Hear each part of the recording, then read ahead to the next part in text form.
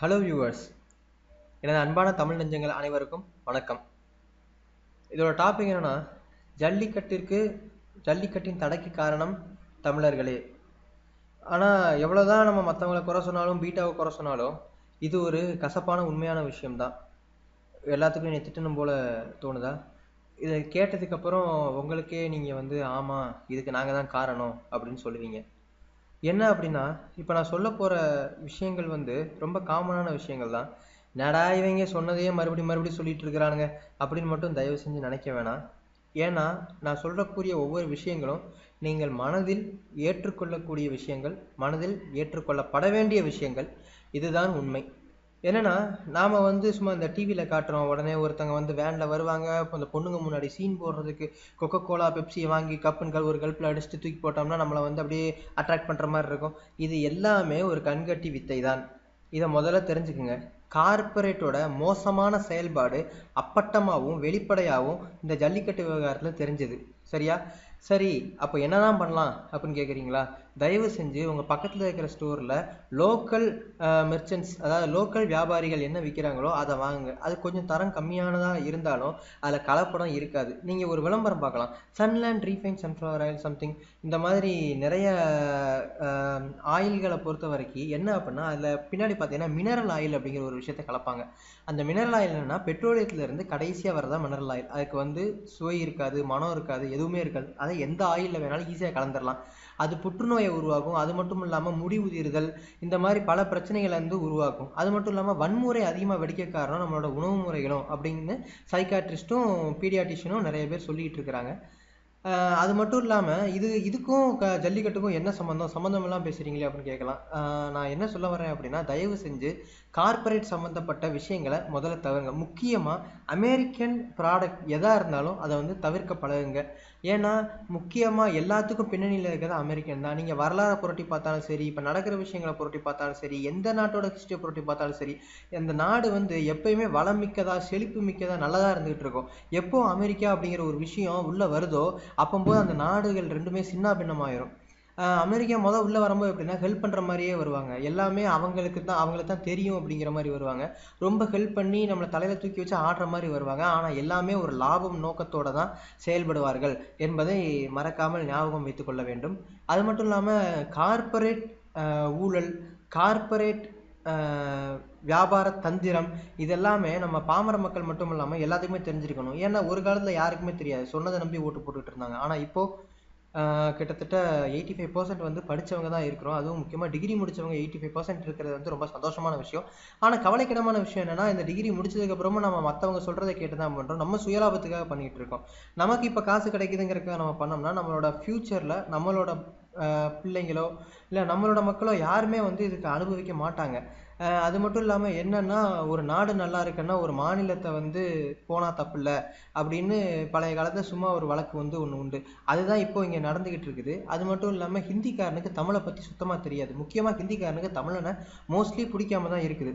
இந்த காலகட்டத்தில் என்ன ஆகுது, நம்மளை அடிமைப்படுத்துறது, இந்த மாதிரி விஷயங்கள் ஈடுபட்டு இருக்காங்க. உண்மையை சொல்ல போனால் அவங்கள சொல்லியும் தப்பு இல்லை. என்னன்னே தெரியாமல் ஒருத்தவங்க சொல்கிறத கேட்டு மோட்டிவேட் ஆகி அவங்க பண்ணிகிட்டு இருக்காங்க. ஆனால் எல்லா விஷயமும் தெரிஞ்சதுக்கு அப்புறமும் நம்ம இன்னுமேலும் கார்ப்பரேட் சம்மந்தப்பட்ட பொருட்களை வாங்கக்கூடாது.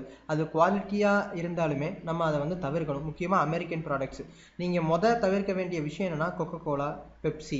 அது மட்டும் இல்லாமல் அந்த அமெரிக்கன் சம்மந்தப்பட்ட பொருட்கள் என்னென்ன அப்படிங்கிறத தேடி பார்த்து அதை ஃபுல்லாகவே நீங்கள் தவிர்த்தாகணும். கொக்கோ கோலா பிராண்டில் வர்ற எல்லாமே கொக்கோ கோலா பிராண்டில் என்னென்னலாம் வருது, மெரிண்டா, இந்த மாதிரி பல விஷயங்கள் வருது. இது எல்லாத்தையுமே நீங்கள் தவிர்த்து ஆகணும்.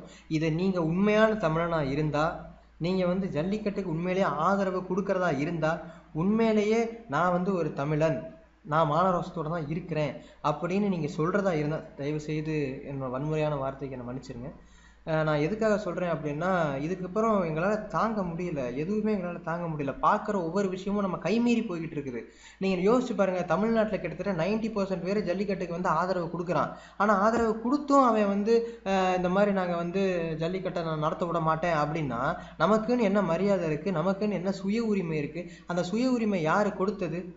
இப்போ பாருங்க, இந்த மாதிரி ஜல்லிக்கட்டுக்கு அவன் போராடிக்கிட்டு இருக்கிறான். 1008 பேர் அரெஸ்ட் ஆகி உள்ளே உட்காந்துக்கிட்டு இருக்காங்க. ஆனால் பார்த்தீங்கன்னா, சொத்து குவிப்பு வழக்கில் தீர்ப்பு எப்போது போகுது அப்படின்னு சொல்லி கேட்டுட்டு இருக்கிறாங்க. ஆக மொத்தத்துல அவங்கவங்க பிரச்சனையை பார்த்தா போய்கிட்டு இருக்கிறாங்க. நம்ம பொலிட்டீஷியன்ஸ் நாம தான் காப்பாத்திக்கிற நிலைமை வந்திருக்குது. புரியுதா?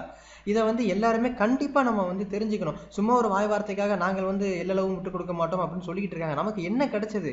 வார்த்தைகளை நம்பாமல் எப்போதுமே அரசியலை பொறுத்தவரை ஒரு பெரிய தலைவர்கள் சொல்லுவாங்க என்னன்னா, அரசியலை பொறுத்தவரை சொல்லுகிற வார்த்தையை நம்பாமல் செய்கிற செயலை நம்புங்கள். செய்கிற செயலை பாருங்கள், செயலை பார்த்து ஓட்டு போடுங்கள். இதுதான் உண்மை. என்னங்க நமக்கு செயல் நடந்துகிட்டு இருக்குது? எதுவுமே கிடையாது. எதை எடுத்தாலும் ஊழல் மட்டும்தான். சரி, இப்போ அது வேற டாபிக். எல்லாமே ஒன்று சேர்ந்து தான் இந்த மாதிரி கார்பரேட்டுக்கு நம்ம சப்போர்ட் பண்ணது, தெரியாத நம்ம வந்து ஓட்டு போட்டது, இந்த மாதிரி பல விஷயங்கள் ஒன்று சேர்ந்து தான். அதாவது இது நம்மளோட அறியாமைன்னு தான் சொல்லணும். நம்ம தமிழர்களோட அறியாமைன்னு தான் சொல்லணும். நம்ம எல்லாத்தையுமே மற்றவங்க மேலே ப்ளேம் பண்ணிக்கிட்டு இருக்கிறோம். அதான் மற்றவங்க மேலே பழி சொல்லிட்டு இருக்கோம். அரசியல்வாதிகள் சரியில்லாதனால தான் இப்படி, இது சரினால தான் இப்படின்னு. நம்ம கையில் தானங்க எல்லாமே இருக்குது. அதாவது நீங்கள் கேட்கலாம், இப்போ நாங்கள் கார்பரேட் சம்மந்தப்பட்ட பொருட்கள் வாங்கலாம் அப்படின்னா நாடு தெரிஞ்சிருமா அப்படின்னு நீங்கள் கேட்கலாம். நீங்கள் திருந்துங்க, அதுக்கப்புறம் எல்லாருமே திருந்துவாங்க. உங்களை பார்த்து ஒரு 4 பேர் திருந்துவாங்கங்க. அது வந்து இதைத்தான் நான் சொல்கிறேன். தயவு செஞ்சு இதை தவறாக எடுத்துக்க வேண்டாம். இதை ஒவ்வொருத்தவங்களும் மனசில் வச்சுக்கோங்க. ஆனால் நான் கேரண்டி கொடுக்குறேன், இதை மட்டும் நீங்கள் மனசில் எடுத்துக்கிட்டு இந்த மாதிரி அமெரிக்கன் சம்மந்தப்பட்ட பொருட்கள் எல்லாத்தையுமே நீங்கள் தமிழ்நாட்டுக்குள்ளே வாங்காமல் இருந்திருந்தீங்கன்னா அது வந்து உள்ளே வர வாய்ப்பு இல்லை. அப்படி எவ்வளோதான் வார்த்தை ஜாலங்கள் காட்டினாலும் நீங்கள் அதை வாங்கக்கூடாது. ஏன்னா அந்த ஜல்லிக்கட்டு உங்கள் தமிழர்களை உங்களை அடிமைப்படுத்தி கொடுத்துட்டு இருக்கிறாங்க. அதை இவங்க யோசிங்க. நம்ம அடிமையாக எதுவுமே தேவையில்லை. அன்பாக கொடுத்தா நம்ம விஷத்தை கூட குடிக்கிறோம் அப்படிங்கிறது தான் உண்மை. ஆனால் அடிமைப்படுத்தி எதை கொடுத்தாலும் நம்ம வந்து குடிக்கக்கூடாது, எதை கொடுத்தாலும் நம்ம வாங்கக்கூடாது. இதுதான் உண்மை. உனக்குன்னு ஒரு சுய உரிமை இருக்குது, உனக்குன்னு ஒரு தன்மானம் இருக்குது, நமக்குன்னு ஒரு நாடு இருக்குது, நமக்குன்னு அப்பா அம்மா இருக்காங்க. நம்மளை சுய உரிமையோட வாழ்றதுக்கு தான் நம்மளை வந்து படைச்சிருக்காங்களே ஒழிய அடிமையாக வாழ்றதுக்கு இல்லை. இதில் ஒவ்வொரு தமிழனும் மனசில் வச்சுக்கோங்க, மனசில் வச்சு செயல்படுங்க என்று கூறி இதுவரை பொறுமையாக கேட்டதுக்கு மிக்க நன்றி.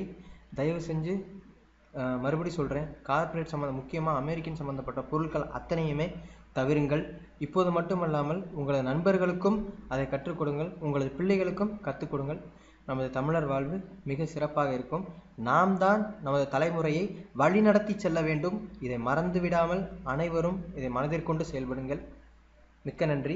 தயவு செஞ்சு இதை பற்றின உங்களோட கருத்துக்களை கமெண்ட் லைனை நீங்கள் எழுதுங்க. பார்க்குற ஒவ்வொருத்தவங்களோட கமெண்டையுமே நான் எதிர்பார்க்குறேன். தயவு செஞ்சு எழுதுங்க. சப்போஸ் என் மேலே ஏதாவது தப்பு இருந்தாலோ, கருத்தில் ஏதாவது மாற்றம் வேண்டும் என்றாலோ தயவு செஞ்சு சொல்லுங்கள், நான் கண்டிப்பாக திருத்திக்கிறேன். மிக்க நன்றி.